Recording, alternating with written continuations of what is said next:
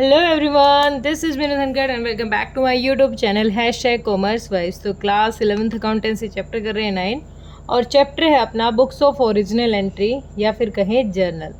अब जर्नल में किस तरीके से एंट्री करेंगे, जर्नल का फॉर्मेट क्या है, इसके लिए एक वीडियो मैं डाल चुकी हूँ पहले ही, लेकिन एक बार थोड़ा सा और डिस्कस कर लेते हैं। इस चैप्टर में हम डिस्कस करेंगे जो भी मतलब जो बुक्स ऑफ ओरिजिनल एंट्री है यानी जर्नल क्या है, उसके फॉर्मेट के बारे में डिस्कस करने वाले हैं। उसकी फीचर्स, एडवांटेजेस, लिमिटेशंस, रूल्स वगैरह ये मैं बता चुकी हूँ। तो कोशिश करेंगे कि एक क्वेश्चन करें हम इस वीडियो में।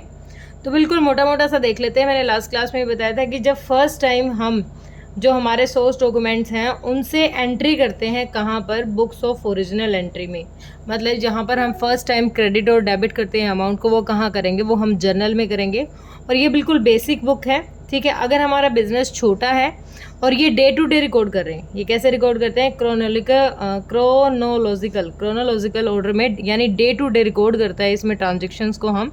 और ये डबल एंट्री सिस्टम जो हमारा प्रिंसिपल है उसी के अकॉर्डिंग हम क्या करेंगे, अपनी एंट्रीज को इसमें करने वाले हैं, ठीक है। तो बेटा अगर आप मेरे चैनल पे नए हैं और अब तक आपने चैनल सब्सक्राइब नहीं किया है तो प्लीज़ मेरे चैनल को सब्सक्राइब भी करें, बेल आइकन को भी प्रेस करें ताकि जितनी वीडियो मैं डालूँ उनकी नोटिफिकेशन आपको मिल जाए। अगर हमारा बिजनेस है जो उसका साइज छोटा है तो हमें कोई दिक्कत नहीं, एक जर्नल में हमारा काम चल रहा है बिल्कुल अच्छे से। जितनी भी ट्रांजेक्शन हम ईच एंड एवरी ट्रांजेक्शन्स को हम रिकॉर्ड कर रहे हैं अगर हमारा बिजनेस छोटा है, ठीक है, उसका साइज छोटा है। लेकिन जैसे जैसे हम ग्रोथ करते हैं और हमारा बिजनेस बड़ा हो जाता है तो बिल्कुल पॉसिबल नहीं है कि हम सारे की सारे ट्रांजेक्शन बस एक ही बुक में घुसा दें, एक ही बुक में करें। तो उसके लिए जर्नल को ना डिवाइड कर दिया जाता है, सब डिवाइड कर देता है, उसके पार्ट कर दिए जाते हैं अलग अलग। और उन्हीं पार्ट्स को कह देते हैं cash book, purchase book, sales book, purchase return. मतलब कैश से रिलेटेड सारे ट्रांजेक्शन कैश बुक में, परचेजेज जितने भी हमने परचेजेज कुछ खरीदा है वो परचेज बुक में, जो बेचा है वो सेल्स बुक में, जो परचेज किया था वापस कर दिया, परचेज हमने किया था और उसमें कुछ मटेरियल हमें लगा कि वो हमारे यूज़ का नहीं, हमने रिटर्न कर दिया या फिर वो उसकी क्वालिटी बेटर नहीं थी, ठीक है। सेल्स रिटर्न, जब हमने सेल्स की थी, हमने कुछ बेचा था और उसमें से हमारा कुछ सामान वापस आ गया हो। बिल रिसीवेबल कहाँ काम करेगा, बिल रिसीवेबल काम क्या होगा, जब हमने उधार में सामान बेचा होगा तो जिनसे हमें बाद में पैसा रिसीव करना, जो डेटर हमें बाद में पैसा देके आएंगे उनका रिकॉर्ड करेंगे बिल रिसीवेबल में। उसके बाद है बिल्स पेबल, जब हमने उधार में सामान खरीदा होगा, हमारे क्रेडिटर्स को बाद में पेमेंट करेंगे, उसका रिकॉर्ड करेंगे यहाँ पर। और उसके बाद बन जाती है हमारी प्रॉफिट, ठीक है, जर्नल प्रॉफिट। अब जितने भी ट्रांजेक्शन यहाँ फर्स्ट टाइम रिकॉर्ड हो रहे हैं इसीलिए इसको क्या कहा जा रहा है, बुक्स ऑफ ओरिजिनल एंट्री कहा जाता है, ठीक है। अब जर्नल देख लेते हैं, जर्नल के बारे में करते हैं डिस्कस कि जर्नल है क्या। यहाँ पर सबसे पहली बार हम क्या कर रहे हैं, एंट्रीज को कर रहे हैं, ठीक है।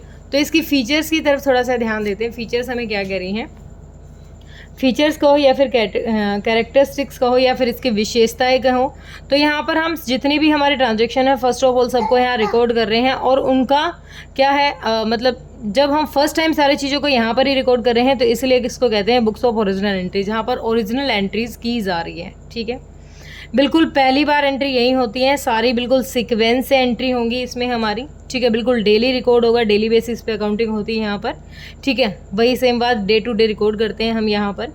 इसमें ईच एंड एवरी ट्रांजेक्शन का कंप्लीट रिकॉर्ड होगा, जिस दिन जो भी एंट्री होगी उसकी बिल्कुल सेम पिक्चर एक एंट्री में हमें दिख जाएगी कि हाँ अभी हमने क्या काम किया है, ठीक है। इसमें दोनों साइड होती है हमारी क्रेडिट और डेबिट, जो भी एस्पेक्ट फॉलो करता है कि अगर कोई अमाउंट हमारे पास आया है तो उसके बदले में हमने, मतलब कोई अगर एसेट हमने खरीदी है, कोई गुड्स खरीदा तो बदले में हमने कैश दिया होगा। तो एक चीज़ हमारी अगर क्रेडिट हो रही होगी तो दूसरी हमारी डेबिट होगी, एक डेबिट हो रही है तो दूसरी क्रेडिट होगी, ठीक है। तो जो हमारा double entry system book keeping थी वो उसको फॉलो कर रहे हैं हम यहाँ पर। डबल एंट्री मतलब डेबिट क्रेडिट, जितने भी ट्रांजेक्शन हैं उनकी एक नरेशन भी देंगे हम साथ में। नरेशन मतलब उसके एक एक्सप्लेनेशन होगी कि जो ये डेबिट क्रेडिट अमाउंट हुआ है ये कैसे हुआ है, वो भी हम उसमें देने वाले हैं, ठीक है। उसके बाद उसके फंक्शंस का काम क्या क्या है, बिल्कुल सिस्टमेटिक तरीके से डे टू डे रिकॉर्ड रखना, बिल्कुल एक सिस्टमेटिक तरीके से, टू कीप द क्रोनोलॉजिकल यानी डेट वाइज रिकॉर्ड रखना सारी ट्रांजेक्शन्स का। सभी ट्रांजेक्शन चाहे वो डेबिट हो रही है क्रेडिट हो रही है, सम ट्रांजेक्शन एक दूसरे के, ये एस्पेक्ट कौन सा काम कर रहे हैं हम यहाँ पर, debit and credit aspect use कर रहे हैं, बिल्कुल ये बेस तैयार कर रहे हैं हम किसके लिए, लेज़र के लिए, क्योंकि यहीं से जितनी भी हमारी जर्नल तैयार किया जाएगा, जर्नल के बिहाफ पर ही हम आगे क्या करते हैं, लेज़र में पोस्टिंग करते हैं। और पोस्टिंग होती है वो प्रोसेस होती है जहाँ पर लेज़र जर्नल से लेज़र में हम जो एंट्री उनको पोस्ट करते हैं। ठीक है, हर जितने भी ट्रांजैक्शन थी जो भी उसका एक सिस्टमेटिक तरीके से कंप्लीट रिकॉर्ड है हमारे पास एक जगह, मतलब यहाँ पर हम कह सकते हैं बिल्कुल परमानेंट बेस पे हमें पता चलेगा कि हाँ जो अब तक हमने ट्रांजैक्शन हुई है वो मतलब जितना सामान खरीदा है या बेचा है वो कहाँ से कैसे किससे खरीदा, वो सारी चीज़ें रिकॉर्ड में हुई।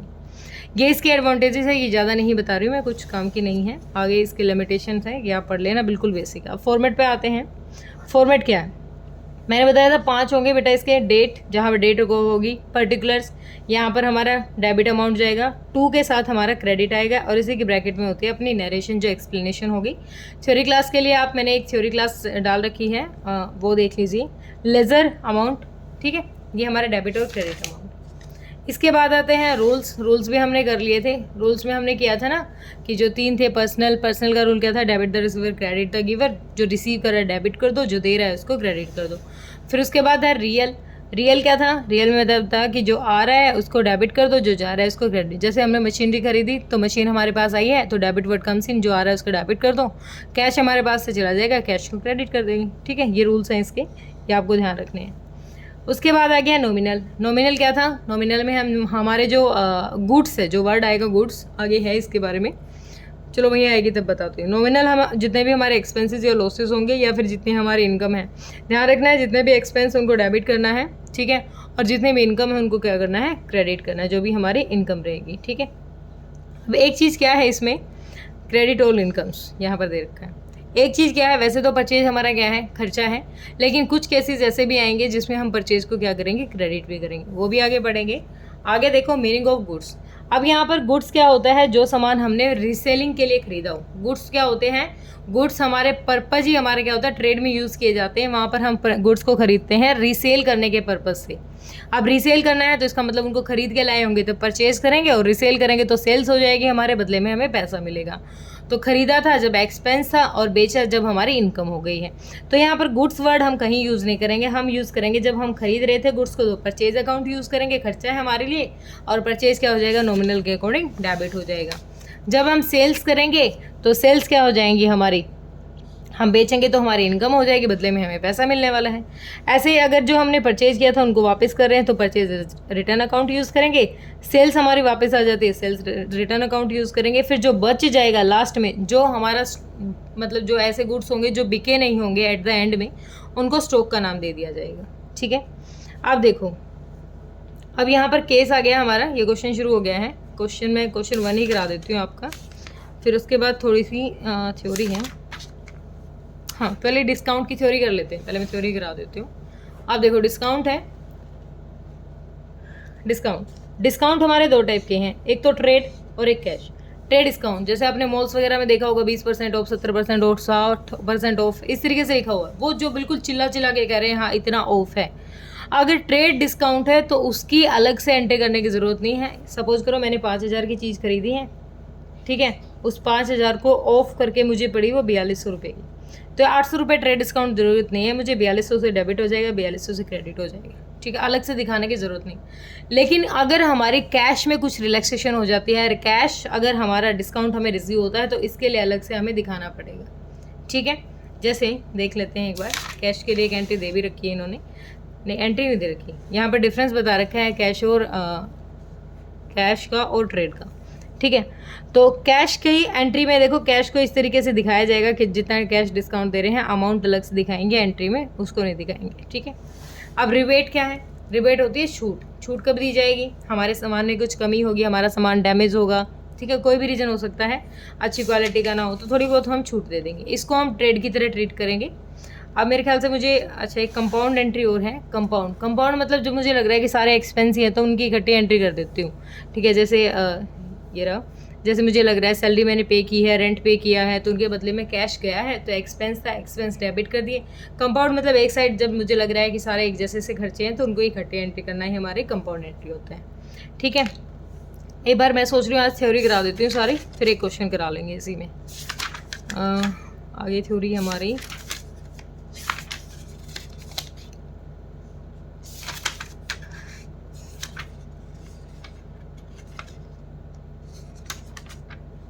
अब देखो बैंकिंग ट्रांजेक्शन की रिकॉर्डिंग कैसे करेंगे,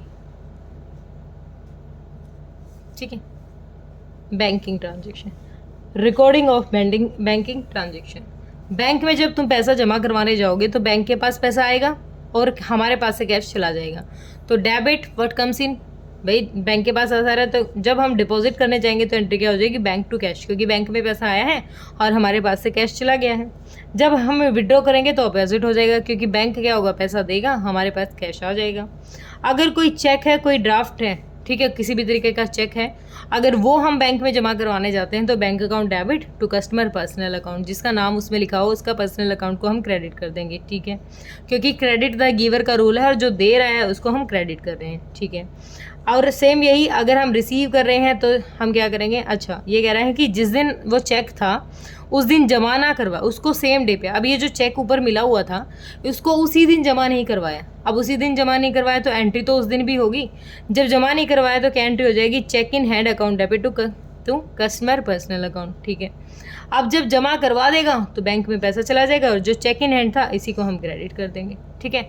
ऐसे ही कस्टमर डायरेक्ट डिपॉजिट करना चाहता है तो बैंक में डिपॉजिट करेगा to customer personal account, withdraw करना चाहता है कस्टमर टू बैंक अकाउंट, कोई डिस्काउंट अलाउ होगा तो बैंक डिस्काउंट टू कस्टमर, और कोई डिस्काउंट बैंक के थ्रू अलाउ हो रहा है तो यहाँ पर customer to bank discount allow हो जाएगा, ठीक है। पर्सनल, कोई when payment is made to issue फिर चेक, अगर कोई चेक के थ्रू पेमेंट इशू हो रही है तो payment account debit to bank account, कोई खर्चा किया जाएगा तो एक्सपेंस हो जाएगा, कोई पर्सनल यूज़ के लिए प्रोप्राइटर निकालेगा तो ड्राइंग हो जाएगी, ठीक है। उसके बाद है अब इंटरेस्ट चार्ज किया जाएगा तो interest account debit to bank account, ठीक है। अच्छा उसके बाद इंटरेस्ट अलाउ किया जाएगा तो bank to interest receive, okay. आगे कोई है, कोई अलग से चार्ज होगा तो बैंक चार्जेस होंगे टू बैंक अकाउंट, ठीक है। अब क्वेश्चन करना पड़ेगा मुझे, ये कैसे लग रहा है कि बिना क्वेश्चन बात नहीं बनेगी। एक सेकेंड में क्वेश्चन करा देती हूँ।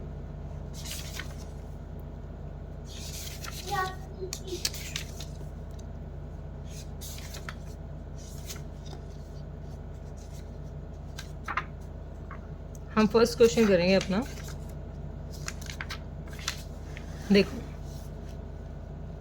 अब हमारे पास एक इंफॉर्मेशन है, ठीक है, कुछ चीज़ें हमारे पास रिकॉर्डिंग में है यहाँ पर, और इसको किस तरीके से जर्नल में हम प्रिपेयर करेंगे, इसका हम जर्नल कैसे बनाएंगे, ठीक, हम बनाएंगे जर्नल के थ्रू एंट्री कैसे करेंगे।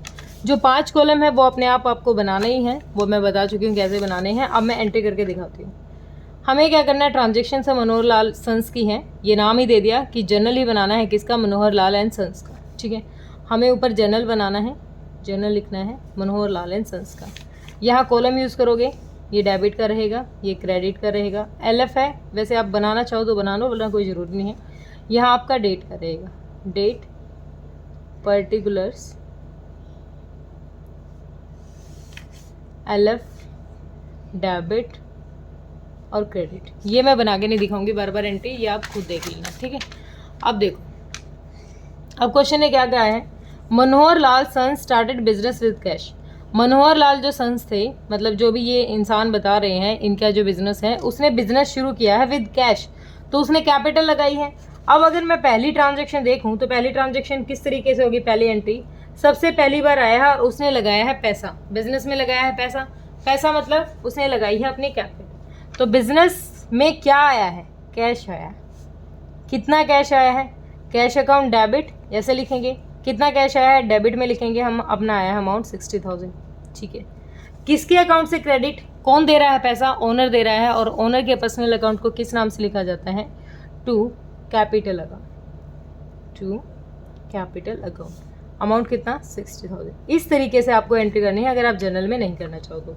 नरेशन क्या हो जाएगी हमारी, being started business with cash,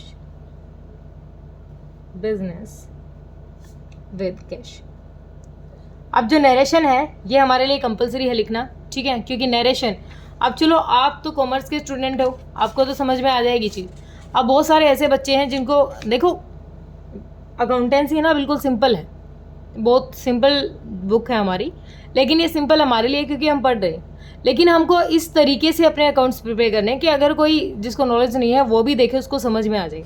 अभी ऊपर जो हो रखा है ना ये किसी को ना पता चले, लेकिन वो नीचे पड़ेगा being started business with cash, कि बिजनेस स्टार्ट किया गया है कैश के साथ, इसका मतलब कैश फॉर्म में आया है और कैपिटल के थ्रू आया है।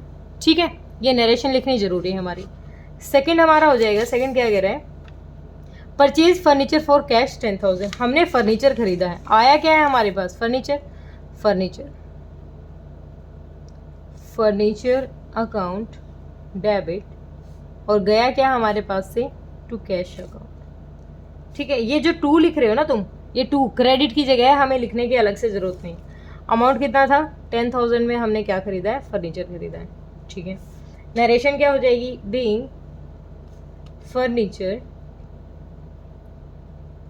Purchased for cash.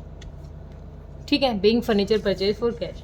थर्ड हमारे कहता है परचेज गुड्स फॉर कैश। अब हमने गुड्स खरीदे हैं कैश में, तो गुड्स के लिए मैंने क्या बताया था, हम गुड्स वर्ड यूज़ नहीं करेंगे, हम यूज़ करेंगे परचेज अकाउंट। हमने किया है एक्सपेंस, तो परचेज अकाउंट डेबिट। रूल्स आपको ध्यान रखना है, रूल्स मैं थ्योरी क्लास में ही बता चुकी हूँ। परचेज अकाउंट डेबिट क्या गया है हमारे पास से, कैश, कैश में खरीदे हैं, टू कैश अकाउंट। अमाउंट कितना था हमारा, 25,000 का, 25,000 का। ठीक है, नरेशन क्या हो जाएगी, being goods purchased for cash.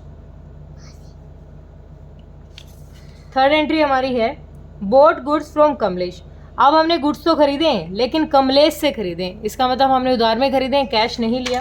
अब हमारे पास सेम वही गुड्स तो आ रहे हैं, तो परचेज तो हम करने वाले हैं। Purchase account debit, purchase account debit to क्या लेंगे, कमलेश, क्योंकि अब किसी से हमने उधार में खरीदे, कमलेश अकाउंट। और अमाउंट कितना था हमारा, 15,000 के हमारे हमने गुड्स खरीदे। तो ये प्रॉपर गैप आपको रखना है, ये वाला। आप चाहो तो फॉर्मेट में ही अंदर लिख लेना, मैं ऐसे डायरेक्ट करके दिखा रही हूँ। तो नरेशन क्या हो जाएगी हमारी, being goods purchased from Kamlesh. ठीक है, हमने कमलेश से गुड्स खरीद लिए। आगे है हमारा पेड कैश टू कमलेश। अब जो कैश जो कमलेश से हमने सामान खरीदा था, अभी जो गुड्स खरीदे थे वो अब कमलेश को पेमेंट कर देंगे 15,000 की। तो अब क्रेडिट हो रही थी, इसको डेबिट कर देंगे, क्योंकि ये कैश क्या करेगी, रिसीव करेगी। तो हमारी कौन सी है, ये डेट के अकॉर्डिंग है, वैसे 6 आ गई हमारी एंट्री। तो हमने कमलेश को दी है, पेमेंट की है, कमलेश अकाउंट डेबिट। कितना अमाउंट, 15,000 हमने कमलेश को पे कर दिया है, टू कैश, हमारे पास से चला गया है कैश, कैश अकाउंट कितना, 15,000 का। नरेशन क्या हो जाएगी, being cash paid to Kamlesh. Kamlesh को क्या कर दिया हमने, कैश दे दिया। अगली एंट्री हमें क्या कह रही है, अगली एंट्री हमें कह रही है परचेज गुड्स फ्रॉम सोहन। अब सोहन से खरीदे हैं 6,000 के, तो सेम वही बात है, खरीदा है, परचेज अकाउंट डेबिट कितने की, 6,000 के। किससे खरीदे हैं, सोहन से, तो सोहन का नाम ले लेंगे, टू सोहन्स अकाउंट।